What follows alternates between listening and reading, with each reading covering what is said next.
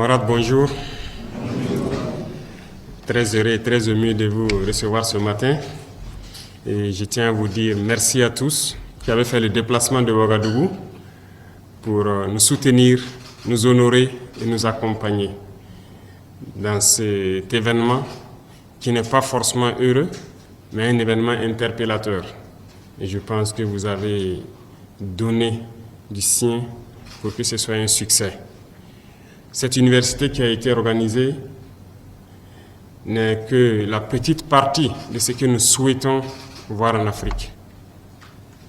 Seul l'éveil des consciences par l'instruction pourra nous amener à pouvoir soutenir nos révolutions et changer le visage de l'Afrique. Tout commence par là. Et je vous remercie du fond du cœur d'avoir pris de votre temps, de votre énergie pour donner la connaissance, pour échanger avec vos frères du Burkina Faso, mais de toute l'Afrique. Parce que vous êtes suivis à travers les plateformes numériques aujourd'hui qui ont réussi à rompre les barrières, qui ont réussi donc à estomper les voix des impérialistes qui, avant ces plateformes numériques, n'étaient que les seuls qui pouvaient faire passer leur message à travers la radio, la télévision. Donc merci grandement à tous d'être là. Merci pour ce message, merci pour cet encouragement que vous êtes venus nous donner. Et je vous remercie mille fois encore. Merci grandement.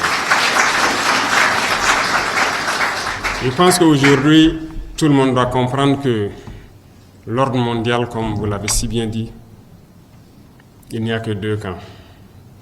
Et chacun devra choisir son camp. Ceux qui prétendent être neutres, soit n'ont absolument rien compris, ou ont peut-être le cerveau éteint. Il faut le dire clairement. Il n'y a pas de neutralité possible. Il y a les oppresseurs et il y a les opprimés. Et en tant que révolutionnaire, un révolutionnaire aime tous les peuples. La preuve, ils sont nombreux à venir d'autres continents pour appuyer, pour nous aider dans ce combat. Parce que toute personne qui aspire, tous les peuples qui aspirent à cette liberté, à ce développement, à cette harmonie, à cette union que nous voulons entre les peuples du monde, sont unis par les liens de la révolution. Voilà pourquoi il n'y a pas de barrière et un révolutionnaire aime les peuples. Partout où il y a l'oppression, partout où il y a des peuples qui sont dominés par d'autres individus, les révolutionnaires doivent pouvoir donner de la voix. Et merci donc à vous qui êtes venus du continent européen, américain, un peu partout, pour nous soutenir, parce que la cause de Thomas Sankara, certes, le 15 octobre 1987, on a cru avoir assassiné l'homme et ses idées. On a tenté de détruire toutes les archives, même en passant par notre télévision nationale, les gens ont essayé de détruire tout ce qui pouvait exister.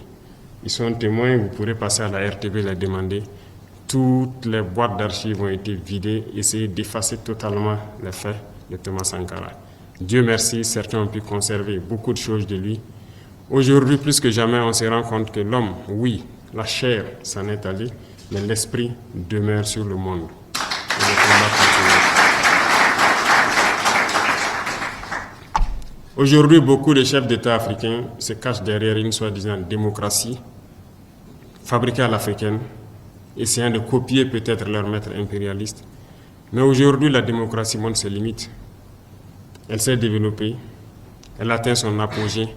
Aujourd'hui, elle est en déclin. Ça, il faut le reconnaître. Il faut que nous arrivions à fabriquer notre modèle. Et notre modèle, c'est africain. Et tel qu'ils le disent, si la signification du mot démocratie est telle qu'ils le disent, c'est que c'est né en Afrique. Alors, ici, nous avons notre manière de voir les choses. Il faut que nous redevenions africains et que nous acceptons de vivre africains. Comme disait le camarade président Thomas Sankara, c'est la seule manière de vivre libre et de vivre digne. Qui aujourd'hui plus que vous pour passer ce message au monde entier? Qui aujourd'hui plus que vous pour éveiller les consciences? Comme je l'ai dit, tout commence par là. Si la jeunesse ne connaît pas son histoire, la jeunesse ne comprend pas le monde d'aujourd'hui, ne comprend rien de la géopolitique, vous avez beau tourner ciel et terre, ils ne pourront jamais comprendre la démarche de la révolution. Il va de soi qu'à partir de maintenant, partout où nous sommes, que nous puissions faire passer le message de notre histoire, d'où nous venons, qu'est-ce que nous faisons aujourd'hui, pourquoi le monde est ainsi fait, pour que les gens puissent comprendre, emboîter le train de la révolution et qu'on puisse avancer vers un développement harmonieux, vers une Union africaine réelle. Car cette Union africaine, qu'on le dit aujourd'hui de façade, on ne la sent pas. Il n'y a pas d'union. Le continent est déchiré par des guerres, tout cela par la manipulation des impérialistes. Ils ne veulent que nous voir déchirés, nous entretuer pendant qu'on pille nos richesses.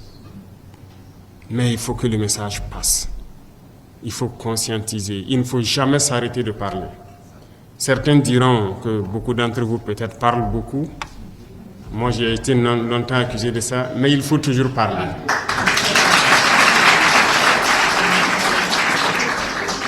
J'ai rencontré une fois le président vénézuélien. Il me disait, le père de la révolution, chaque jour il parlait à la radio.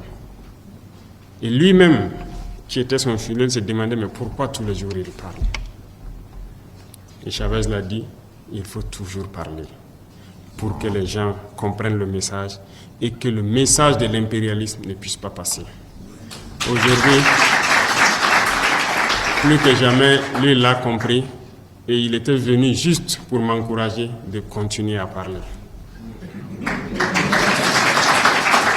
Pendant que sur le continent, nos frères peut-être qui n'ont encore rien compris nous disent qu'on parle trop. Et souvent, ce sont ces soi-disant intellectuels qui n'ont peut-être pas compris, qui ont été totalement formatés par le système occidental, par le système impérialiste, qui trouvent qu'on parle trop, parce qu'ils ne peuvent pas comprendre et percevoir le message qu'on passe. Malheureusement, c'est leur faiblesse aussi, mais nous devons continuer à parler. Nos jeunes doivent se réveiller.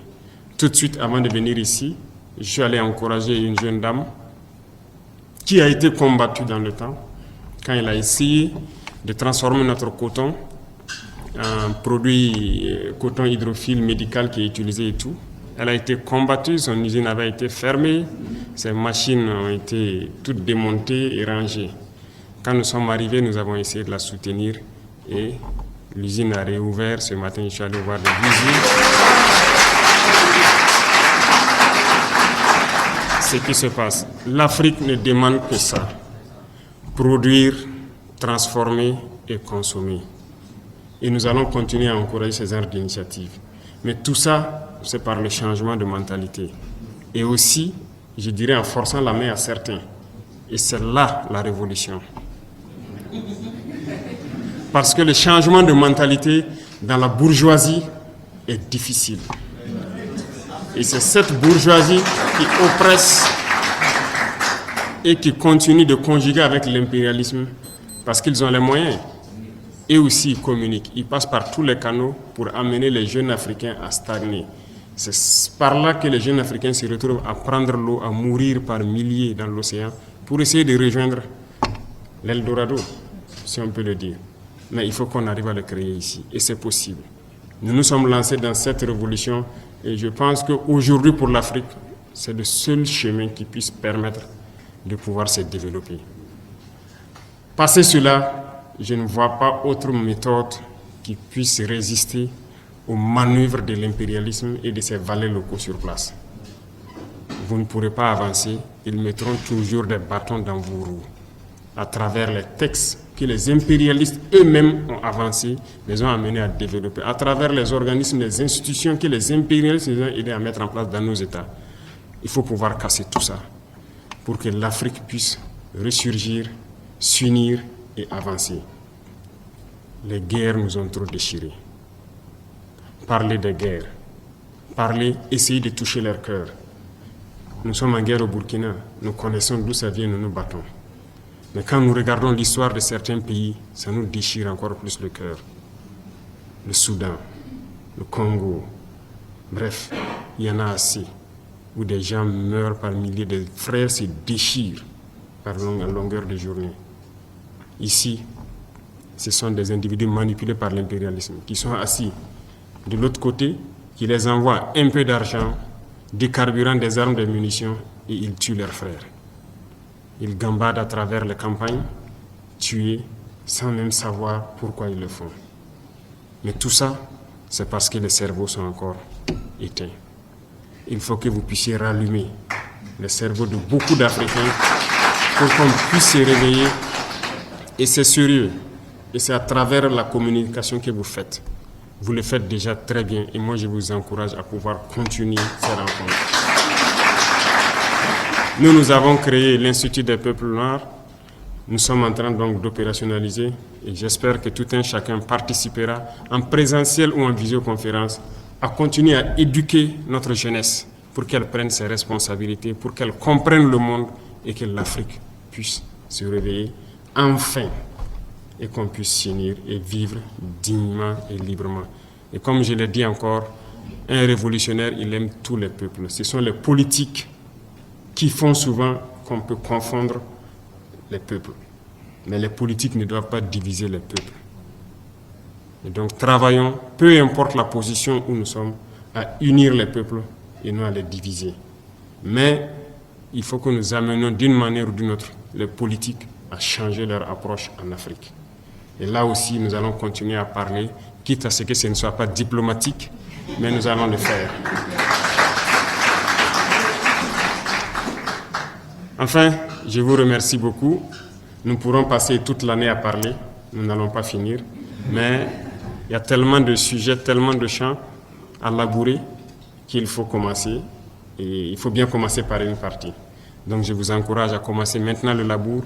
Et s'il plaît à Dieu, je suis persuadé que nous allons réussir à changer les choses en Afrique et que l'Union africaine soit une réalité. Bon courage à tous. Je prie Dieu que vous retournez tous sains et saufs dans vos pays respectifs, dans vos foyers respectifs. Que Dieu vous bénisse, que vous protège et que nous nous retrouvions encore pour la prochaine cérémonie et à d'autres occasions pour continuer à réveiller le continent, à nous unir et à nous rapprocher. Merci beaucoup à tous, que Dieu vous protège. La patrie ou la mort.